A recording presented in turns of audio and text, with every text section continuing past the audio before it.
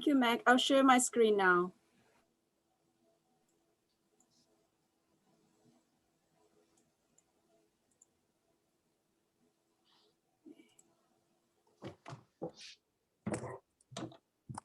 Bonjour. Good morning, everyone.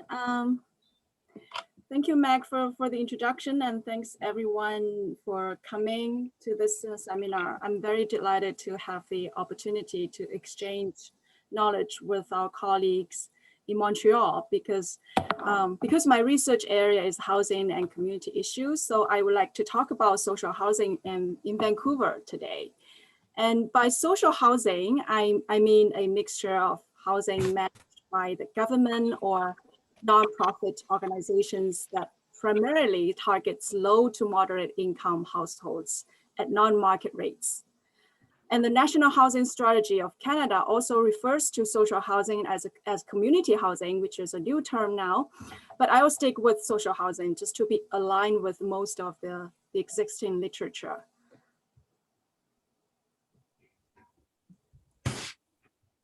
So this is my agenda today. I will first discuss some housing challenges in Metro Vancouver. And then I'll provide an overview of social housing policy in BC, the province, and then social housing landscape and coverage in Metro Vancouver, followed by municipal measures and approaches to social housing supply and diversity. And in the end, I will reflect on some challenges facing the social housing sector in the future.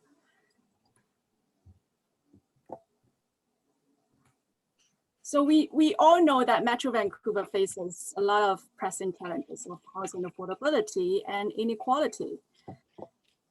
And the first is it's the housing unaffordability and widespread core housing need. Metro Vancouver has been one of the most unaffordable regions across Canada on various metrics. The median owner-occupied housing value in the region was about 10 times the median household income in 2016, which was the highest across Canada. And that is compared to around 8 for Toronto and 4.5 for Montreal. So you guys in Montreal live in a kind of more affordable region than folks here in Vancouver. And core housing need is widespread. Core housing need is defined as households that live in dwellings that are overcrowded, needs major repair, or unaffordable housing. According to the 2016 census, about 17% of Metro Vancouver households are in core housing need, as you see from this column. That's compared to the national level at 12%. And the majority of the core housing need is due to unaffordability, which accounts for about 70% of the households in core housing need. That's shown in this column. And 15% of households are facing multiple dimensions of core housing need. So the prevalence of core housing need has remained unchanged since 2001 and even slightly increased by the affordability standard.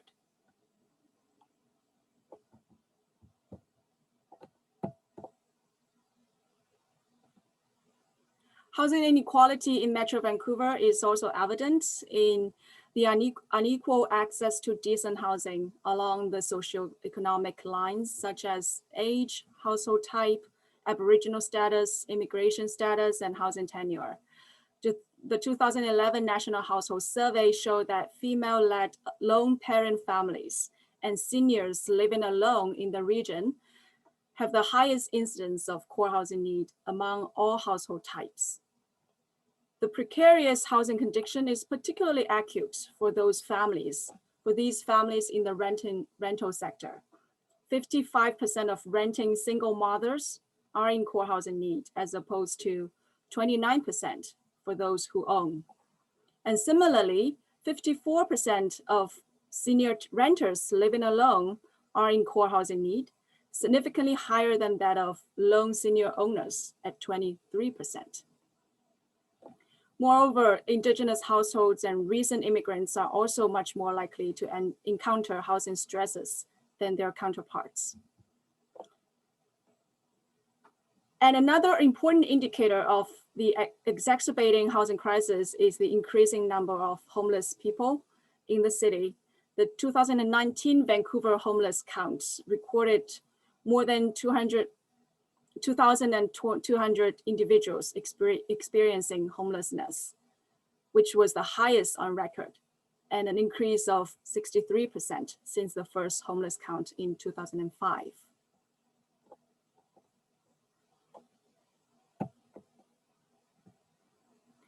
So the growing housing unaffordability and enlarging housing divide among different socio-economic groups have led to an increasing demand for affordable social housing in Metro Vancouver, especially for seniors and families. So this chart shows you the social housing wait list by different groups from 2009 to 2019. And as you can see here, the number of households in the region's social housing waitlist increased by 37%, with seniors representing the largest share of the waitlist at about 37%, followed by families at about 34%.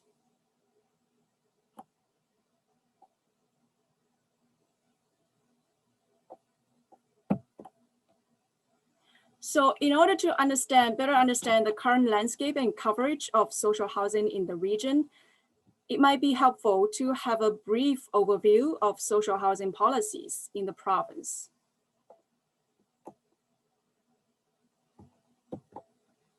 As we know, in 1993, the federal government ended all its funding for social housing. At that time, BC established its unilateral Homes BC program to sustain social housing production at about half of the production level in the previous decade. Actually, at that point, BC and Quebec were the only two provinces in Canada that were still developing new social housing. And since 1997, there has been annual agreements between the provincial government and the city of Vancouver about municipal land, how to use municipal land, housing development priorities, and initiatives for homeless and at-risk populations. The BC program achieved higher volumes of social housing in the 90s, thanks to municipal land contributions and the provincial funding. Almost all social housing sites built at the time in the city of Vancouver were municipal land contributed at no cost to the project. Since the early 2000s, there was a gradual re-engagement of the federal government in funding social housing through the Affordable Housing Initiative, AHI, which later was rebranded as Initiative of Affordable Housing Program. Through these housing initiatives, the province provided matched funds on top of the federal funds, while the supervision and delivery of social housing projects remained at the provincial and municipal levels. The federal investment allowed the province to commit more social housing units annually in the 2000s. However, despite the modest increase in social housing production in the early 2000s, the social housing sector had become more core need targeted and deeply subsidized. In 2004, the BC Premier's Task Force on Homelessness, Mental Illness, and Addictions recommended to add more supportive housing as one of the 4 main priorities. So the post-2004 Homes BC programs targeted supportive housing accordingly. And further, the province directed its funding from unit-based rent subsidies to demand-side portable rent assistance. As a result, between 2006 and 2011, most of the increased government support had focused on rent assistance, new emergency shelter beds, and the purchase of existing SROs. SROs means single occupancy rooms, usually managed by private hotels. All new units had gone towards supportive housing for homeless people, those with addictions or disabilities, and assisted living for seniors. And in contrast, there was a loss of independent social housing units over the same period, which I will show some numbers later. In other words, social housing had become more residualized and targeted over time.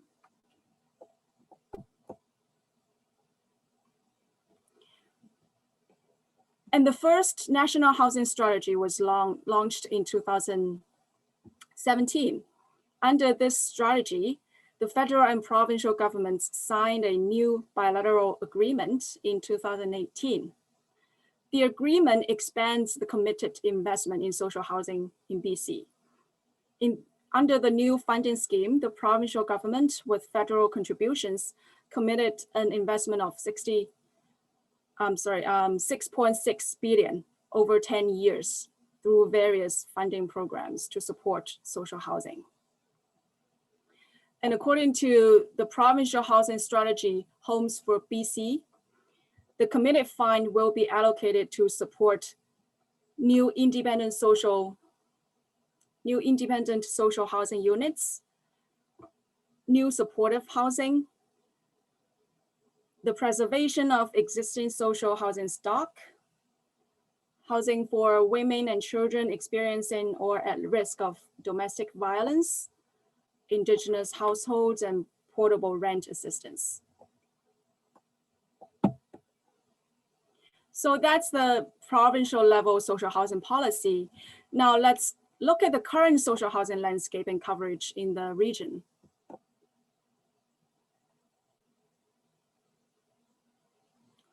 As of 2014, Metro Vancouver had an estimated total of slightly over 50,000 social housing units, which this number does not include emergency, transitional, and some supportive housing. So mainly independent social housing units. And social housing managed by BC Housing and nonprofit organizations account for about 76% of the total social housing units in the region, whereas the remaining 24 are co-op housing. And as you can see here, nearly half of the, about 46% of the social housing units within the region are located in the city of Vancouver.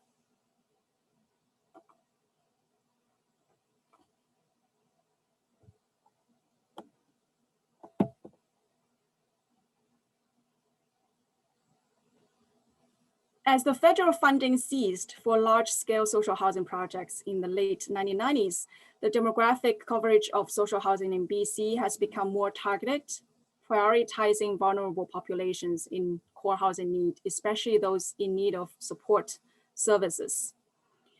To date, the demographic coverage of social housing in Metro Vancouver is rather slim. In 2015, households living in social housing across the region represented only 5% of the total private households and 15% of renting households in the region. The share of renting households living in social housing varies across municipalities, shown in this column, ranging from 11% to 17%. The coverage of social housing for renter households, however, pale compared to the share of low-income renter households. So as you can see here, this column shows you percentage of low-income households in among renter households in Metro Vancouver. And low-income meaning the households having annual average that is below 80% of the regional median income level. So around $60,000 in Metro Vancouver. It also includes very low income households, which is about below 50% of the regional median income level, which is about 50,000. Sorry, 30,000. So so as you can see, between 56% and 60 3% of renter households are very low or low income households in the region.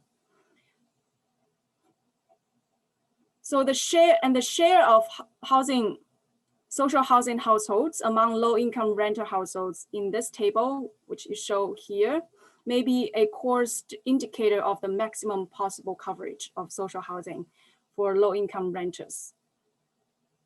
So if we assume that all the social housing units are tailored for low income or very low income households only, then the maximum coverage of social housing units in Metro Vancouver can only cover this percentage of the low income households in the region.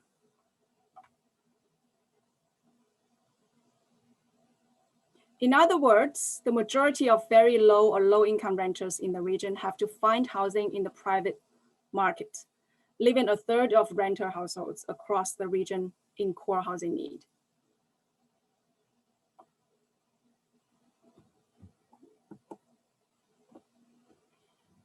The social housing sector in the region has also become more residualized and core-need targeted over time with the provincial government's cut in social assistance in the early 2000s, coupled with tightening rental housing market.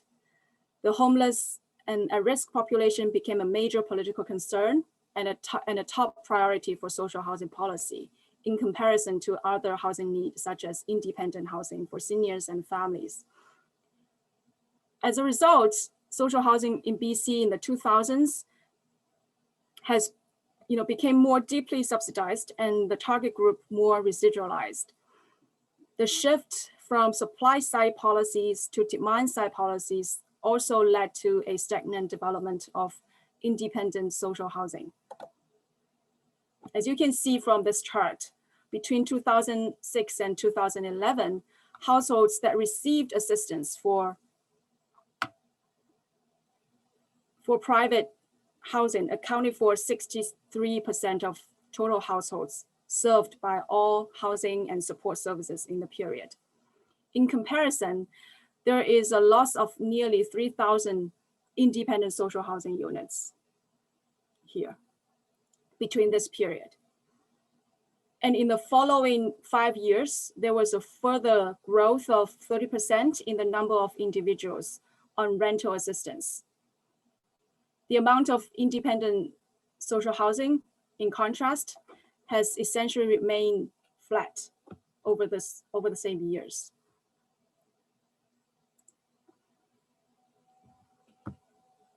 So the affordability and viability of social housing really depend on multifaceted factors, such as senior government's funding support, partnerships among the government, nonprofit societies, and the private sector. And oftentimes, municipal governments are left with only limited toolkits to address housing issues. However, despite limited funding of capacity and legislation authority, the local governments also play an important role in supporting housing affordability and diversity. Here, I would like to highlight 3 main municipal tools: physical, zoning, and regulatory measures, which are believed to be the most commonly adopted measures in the region. And my presentation on this part, I'm mainly based on desk research, in particular, these 3 sources of information that provide a quite comprehensive review of the approaches adopted by Metro Vancouver municipalities. If you're interested, you can look for these sources for more detailed information. Specifically, in 2012, Metro Vancouver Regional Housing conducted a survey of municipal measures to address housing affordability among 17 municipalities. They also did a survey among municipal staff about the effectiveness of those measures. The first 2 reports that you see here summarize the main findings of that survey.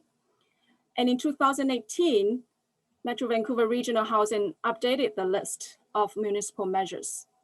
So my overview is based on the list of municipal measures, but not all of those measures are suitable for or specifically target social housing. So I chose 38 out of the 58 identified measures, which I consider as suitable for social housing, although they may not be exclusively targeting social housing.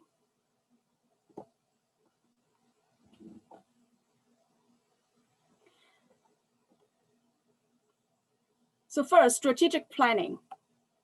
Virtually all municipalities surveyed have adopted some strategic plans, such as official community plans, neighborhood plans, or action plans, which incorporate some commitments or strategies to address housing affordability and diversity. As you can see here, basically all the surveyed municipalities have official community plan. And official community plans are a statement of objectives and policies that guide decisions on municipal and regional district planning and land use management.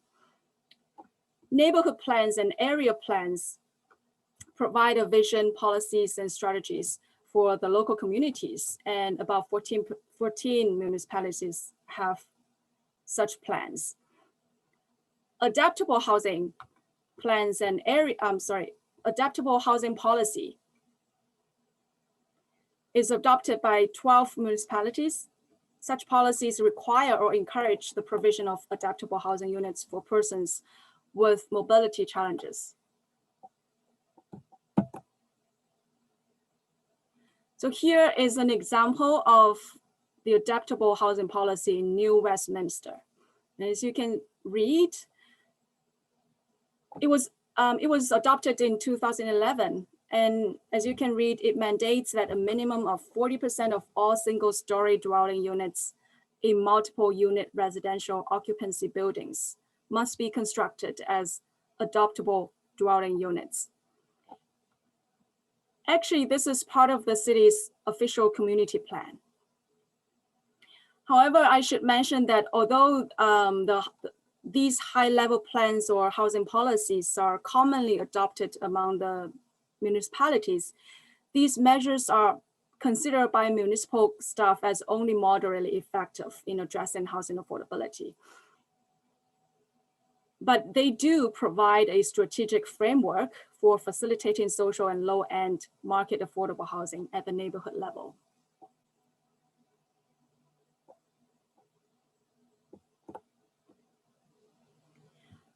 Physical measures are also commonly adopted by municipal governments, which aim to improve the economics of housing production or to create a source of equity for social housing supply. The top 4 most common measures include cost or fee reliefs, affordable housing reserve or trust fund, lease or donation of city-owned land for affordable housing projects, and capital grants. 14 of the 17 municipalities surveyed had some forms of cost or fee reliefs or tax exemptions for social housing development, with the most common being waivers or reduction of development fees or cost charges for affordable housing development. This measure is believed by municipal staff to be moderately effective in an established urban setting and highly effective in a growing urban context. This option also includes property tax exemptions or forgiveness for supportive or independent social housing. Tax exemptions or credits are usually expected to be highly effective, but only employed by 4 municipalities in the region.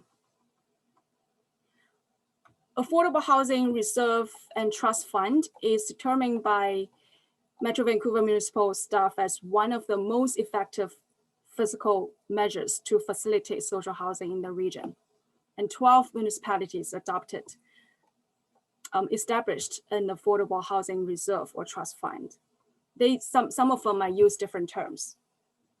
And these funds allow the government to accrue and access funds to make financial contributions to affordable housing, including social housing.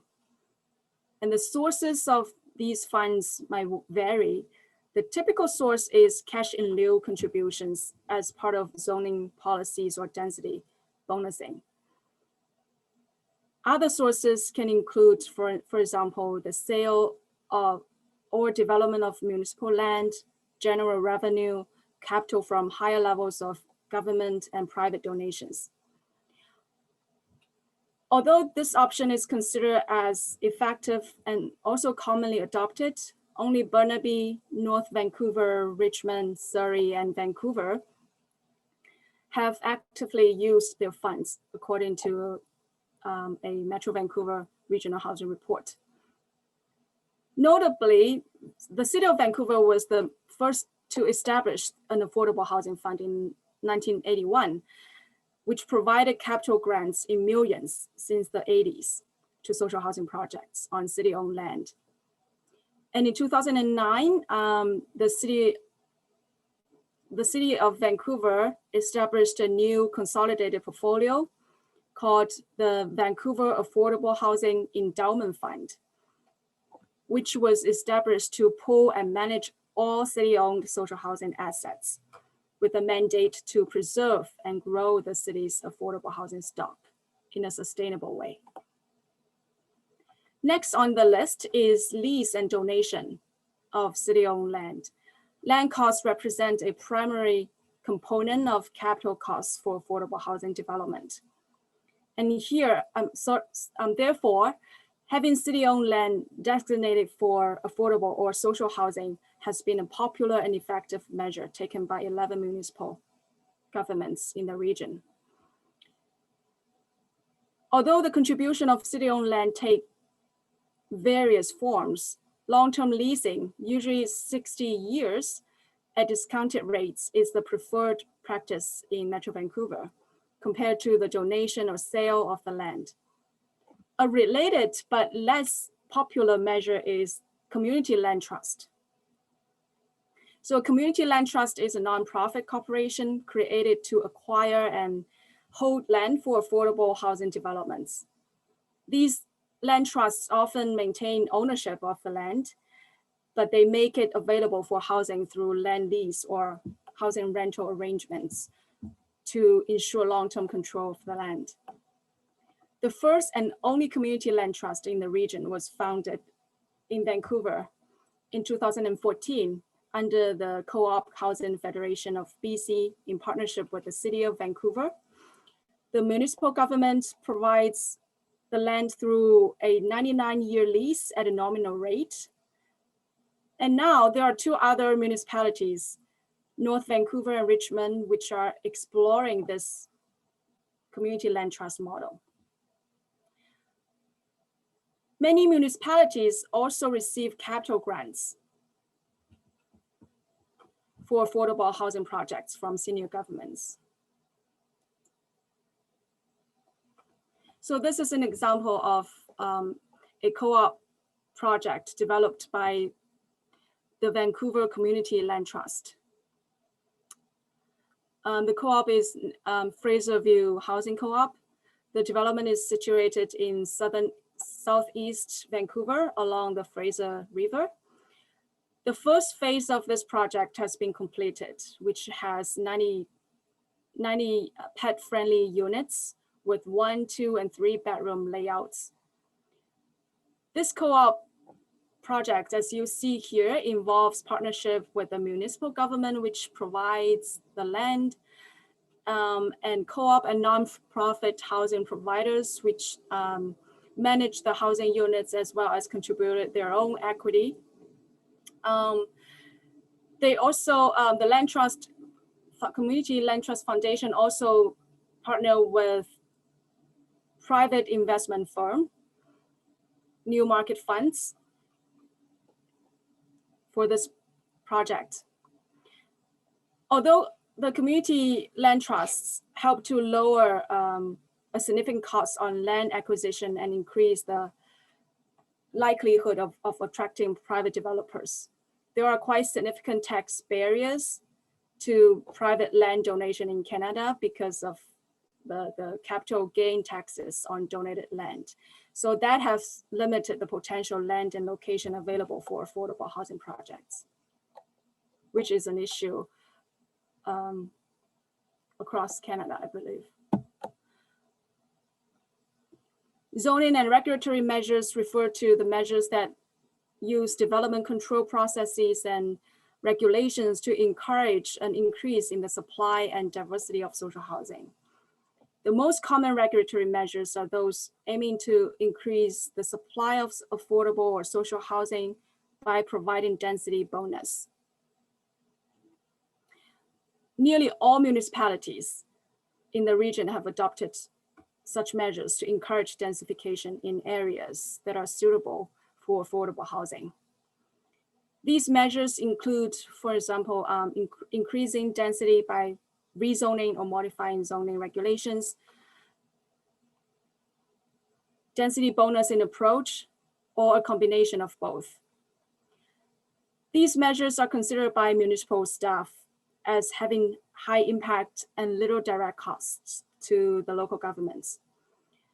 According to the City of Vancouver, the additional density approved by the city through rezoning or bonusing in 2017 has secured public benefits for affordable housing that was worth about $159 million.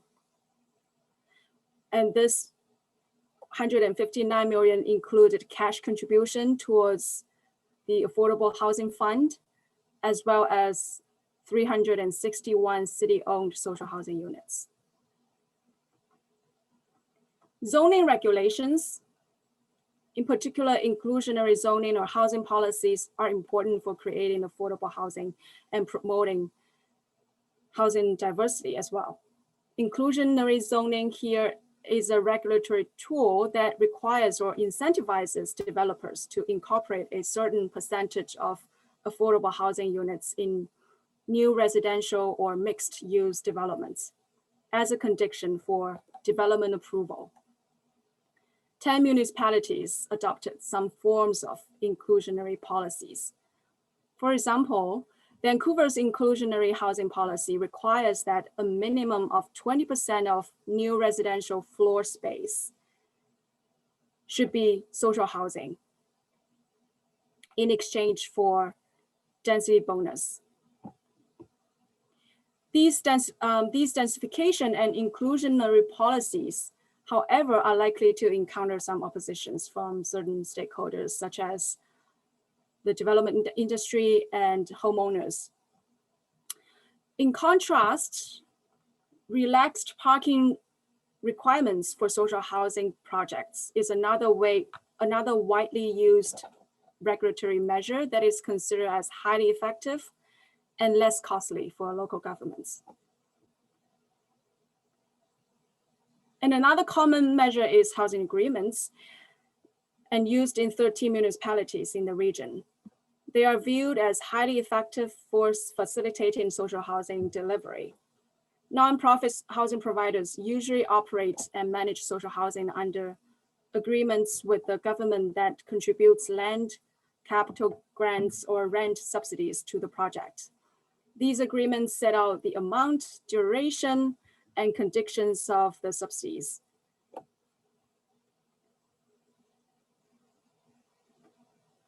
However, as the agreements of existing social housing units are expiring, the nonprofit societies will face significant financial pressure, which will adversely impact the economically disadvantaged residents in social housing. If the agreements are not renewed and additional funds are not available.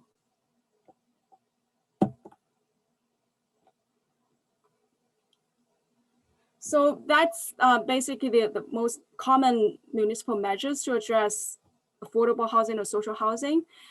And oftentimes municipal governments utilize a combination of multiple tools to achieve housing affordability and diversity. And those, so the municipal policies or measures that I just reviewed are not mutually exclusive, nor will they be effective if they are only used alone. So to offer a case study of how a social housing project might be developed, let's look at this case of Timber Grove Apartments in Surrey. This is a 52 unit project that provides supportive housing for homeless people and individuals with a history of mental illness.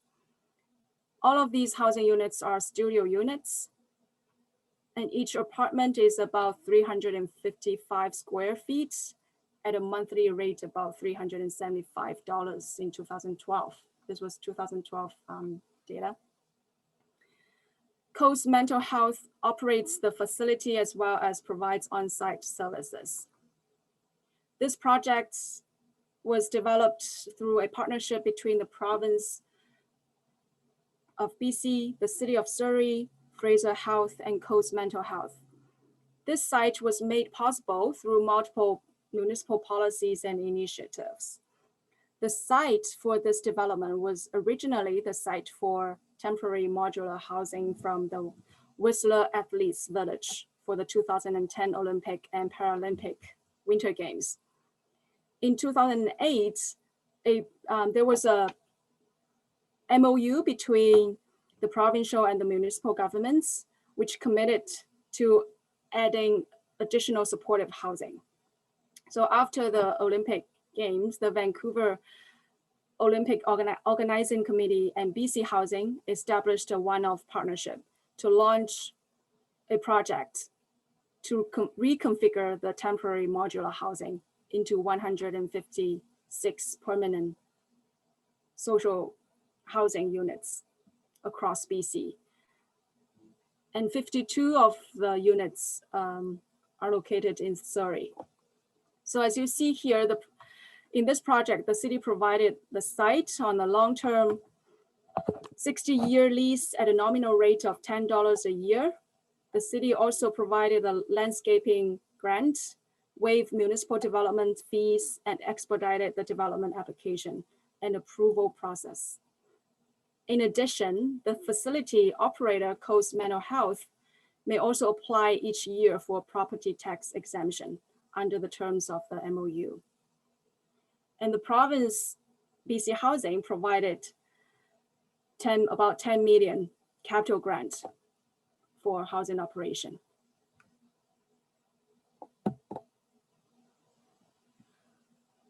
So far, we can see that the BC government and municipal governments in the region have been quite proactive in addressing housing affordability.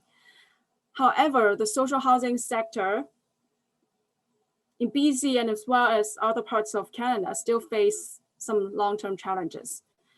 The first is a growing demand and funding constraints. The committed federal and provincial community housing funds over the next 10 years will contribute to increased social housing supply. However, there has been a backlog of housing need due to the lack of supply in the past. And the new social housing supply may not keep pace with the stronger growth in demand in the future. According to the Metro Vancouver Regional Affordable Housing Strategy in 2016, the expected additional supply of social housing units across BC over the next 10 years would only account for less than half of Metro Vancouver's new rental housing demand of very low and low income households. So this suggests that the gap between the demand and supply of social housing could be growing despite of the new committed investments from senior governments. Vancouver also has an extremely low vacancy rate in the private rental market. It means that the effect of the portable rent assistance on enhancing housing accessibility for the poorer groups would be limited. So the retention of existing housing stock and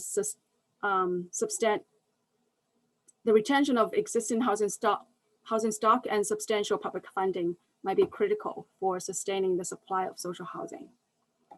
And the second challenge is long-term challenge is the expiry of housing agreements. As you can see, the housing agreements of about 63% of Metro Vancouver social housing units are expiring in the coming 2 decades. As a result, so expiring operating agreements mean that the subsidies for many social housing units that target very low or low income renters have to discontinue. As a result, nonprofit housing providers facing a shortfall will have to generate additional revenues, likely by attracting more higher income tenants, turning subsidized rent geared toward income units to market rate units, or adopting different rent mechanism. These measures, while ensuring the project viability, can result in the displacement of the most vulnerable groups due to eviction or increased rent in the long term.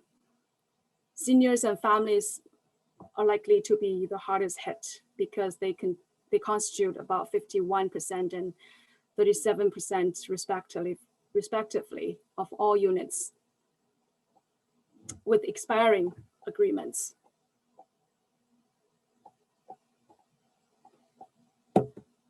So I'll leave it at that. Thank you again. Yeah, welcome any questions or comments and thoughts. Thanks very much, Yushu. Questions, comments? I think we're a small enough group that you should just feel free to unmute yourself and ask your question or make your comment. I can go. Thanks, Yushu. That was like an in-depth policy and history, which was helpful for me, who doesn't have as much of a background. Sorry, I'm Megan Winters. I'm from the Faculty of Health Sciences at Simon Fraser University.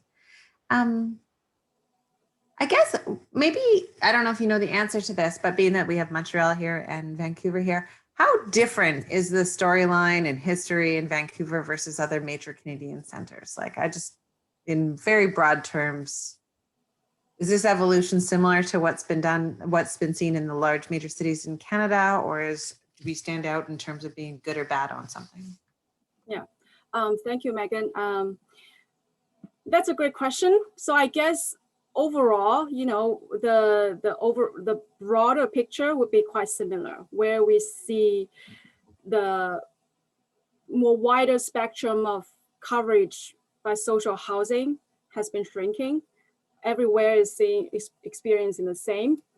And we see the social housing sector becomes more targeted and residualized. Residualized meaning they become the limit kind of, it becomes more means tested, meaning people who are below certain income limits, only those people are eligible. Whereas in the 70s, in the 80s, the income limit is much higher. So we are seeing that global trend of the residualization of social housing across Canada. And one of the fundamental reason is because of the neoliberalization of welfare and housing policy, as well as what we know about the financialization of housing. Basically through, you know, lowering the interest rates and relaxing mortgage requirements for borrow and promoting the home ownership, which allow a lot of people who might not be considered as being able to afford mortgage to enter the home ownership and private sector and become more indebted over time. So that's a global trend. I think that's happening not only in Canada, but also across the world. But when it comes down to the local level, I believe different municipalities have slightly different approaches to address affordability issues. But because the history, you know, because, you know, right now the delivery of social housing kind of is contingent on the agreement between the provincial government and the federal government. So each province would have their own priorities about how to deliver the social housing in their jurisdiction. So that's one thing. So, the federal and provincial agreements might you know, set the priorities. And at the municipal level, I think because of the different histories and the landscape, demographic structures, and planning history are very different. So each municipality might have slightly different approaches to address housing issues. But the toolkits, I mean, the overall toolkits, I believe would be quite similar that are available for them, like zoning, housing reserve fund, etc. And one thing I forgot to mention in my presentation is what I found recently interesting is that comparing Vancouver and Montreal, in Vancouver, about 80% of the residential land was zoned only for one family single detached house. Whereas in Montreal, that number was much lower, about 45%.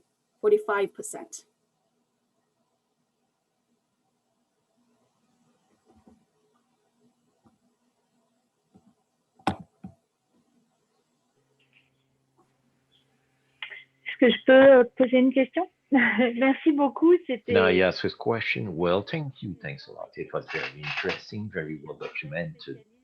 I am not a specialist of these policies. I'm rather interested by the mobility policies and transportation, mass transit policies.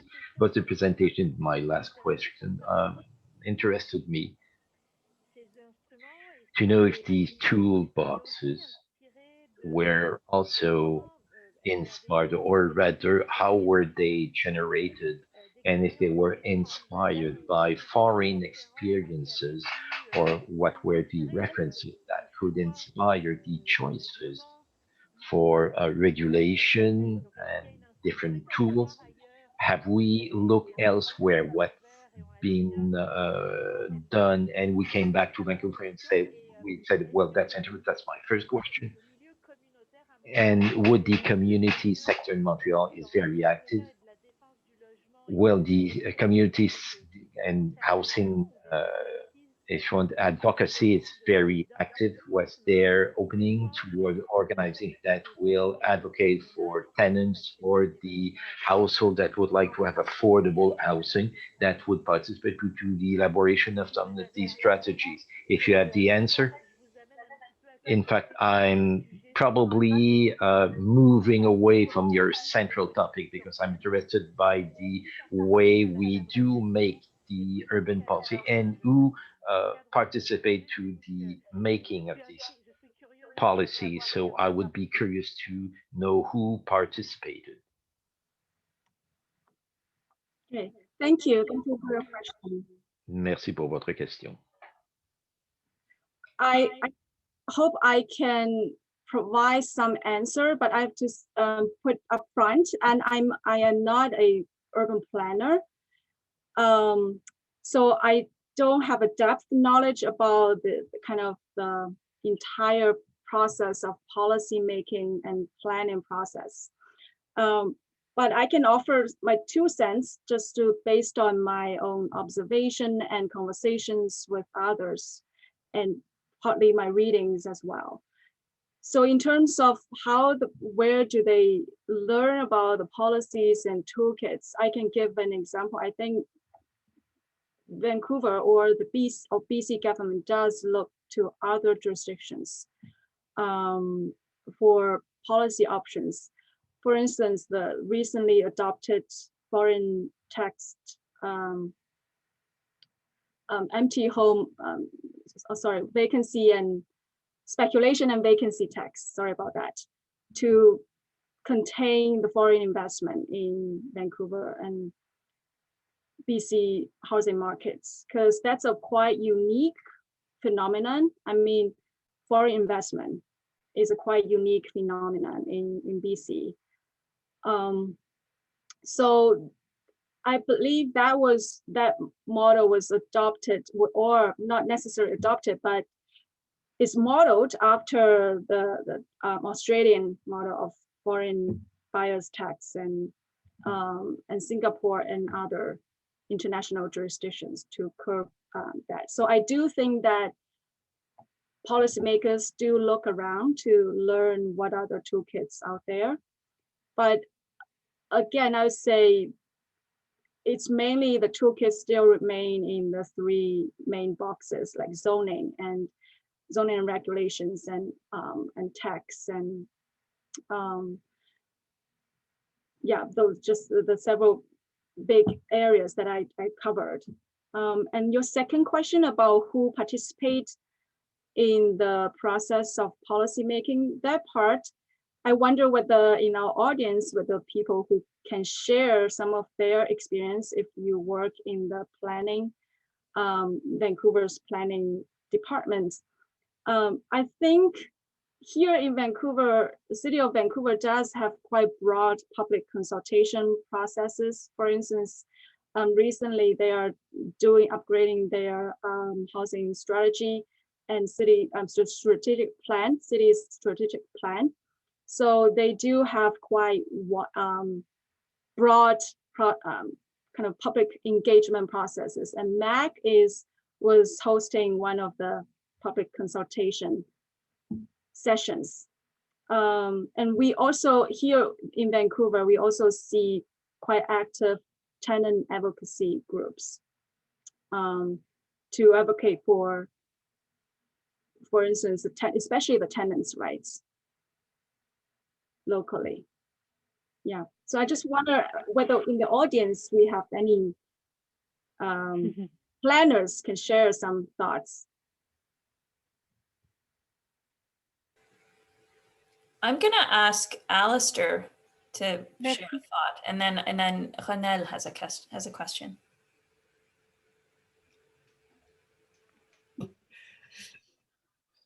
Merci. Ma question, c'est dans le en fait. Thank you. My question is Par rapport à with regard to the municipal aspect. Oftentimes, there is intervention. We can read that in the literature on the issue. I think there is a different approach with, compared to the federal scale. And my question is, we know that at the municipal level, the city benefits from the land, from the city benefits from that, so its development. So the housing market logic is behind, and I wonder if there is not a kind of contradiction between this approach, which is in favor of some development of the social housing at the municipal level, on which is based the economic functioning of the worldly land taxes, all that ground rent. I don't know if my question makes sense, but I'm under the impression that there is some kind of contradiction if you're in favor of social housing development, while the development of the private market housing development is in fact suits the city. Like, is there not like a contradiction? Yeah, thank you. A great question. I think so. Just to rephrase your question a bit, so you're asking about the dilemma between the social goal by providing more social housing versus the kind of profit maximization that has driven a lot of private development in the city. Yeah, yes. I think the municipal city does face that trade-off. That's why I think the private market doesn't solve the housing problems and housing crisis that we are facing today, because we have seen that in Canada and elsewhere in the world as well, housing market has becoming more commodified and financialized. It's becoming an asset to derive capital accumulation and profits. And I think in Canada, actually, the municipal governments have been perhaps more proactive than the senior governments to address housing issues and affordability issues, because the senior governments, they have been leading all the initiatives to commodify housing and financialize housing. So I used to talk about this in my course, that the CMHC in the late 1990s, it became commercialized. it become profit driven. If you look at, there was an act which says, okay, CMHC, its mandate has shifted from serving the housing needs for its people to serve the needs for the developers. So I think the biggest benefits actually goes to the senior governments instead of the municipal government. So without the senior government's support and funding, I think it's hard for the municipal governments to address all the housing issues and all these dilemmas, because there's just limited things that it can do. And you are correct, to some extent.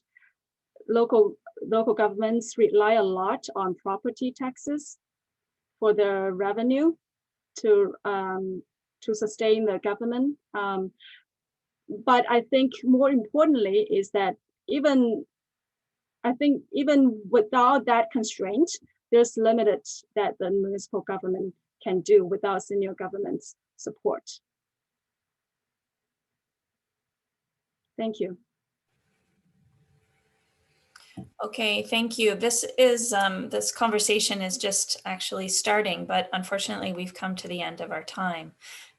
So let me, on behalf of SFU and on behalf of my colleagues at INRS and within the Ville Région Monde network, thanks for coming today. And Valérie has an announcement, I'm sure, about our next event.